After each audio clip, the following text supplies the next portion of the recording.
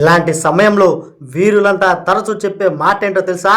పద చూసుకుందామని. ఈ డైలాగ్ ఏ సినిమాలోదో, ఆ సినిమాను ఎవరు డైరెక్షన్ చేశారో, ఆ డైలాగ్ చెప్పింది ఎవరో ఈ పాటికి మీకు అర్థమైపోయే ఉంటుంది.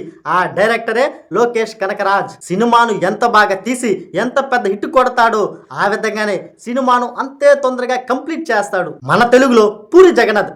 ఆయన ఎంత తొందరగా సినిమాను కంప్లీట్ చేస్తాడంటే అంత స్పీడ్ గా చేస్తాడు.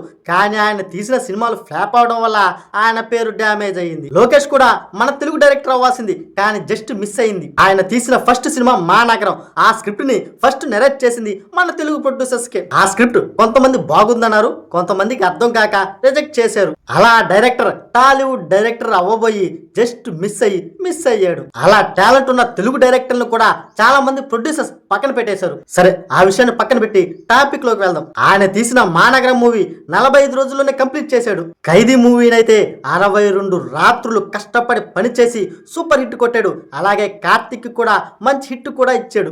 ఆ సినిమాకి ముందు కార్తిక్ తీసిన సినిమాలు ప్రతి సినిమా ఫ్లాప్ అవుతా ఉండింది. ఆయనకి మంచి బూస్టప్ ఇచ్చాడు Lokesh Kanagaraj. Master 129 days, Vikram 110 days. Vikram కి ముందు కూడా కమల్ హాసన్ కి చాలా ఫ్లాప్లు పడ్డాయి. ఆ సినిమాకి ముందు కమల్ హాసన్ సినిమా అంటే ఎవరు చూసే పరిస్థితుల్లో కూడా లేరు. అలాంటి కమల్ హాసన్ ని మళ్ళీ నిలబెట్టాడు లోకేష్. ఇంకా విజయ్ లియో అయితే 125 డేస్, రజనీకాంత్ కూలీ అయితే 160 డేస్. ఈ సినిమా ఆయన కెరీర్ లో చాలా లేట్ సినిమా అని చెప్పుకోవచ్చు. ఎందుకంటే రజనీకాంత్ హెల్త్ బాగుండకపోవడం ఒక కారణం అయితే పెద్ద హీరోల కాంబినేషన్ కలపడం కూడా ఒక కారణం. లోకేష్ సినిమాను తొందరగా కంప్లీట్ చేయడమే కాదు, పెద్ద హిట్ కూడా కొడుతున్నాడు. అలా ప్రతి డైరెక్టర్ సినిమాను తొందరగా తీసి సినిమాను హిట్ కొట్టాలని మనం ఆశిద్దాం.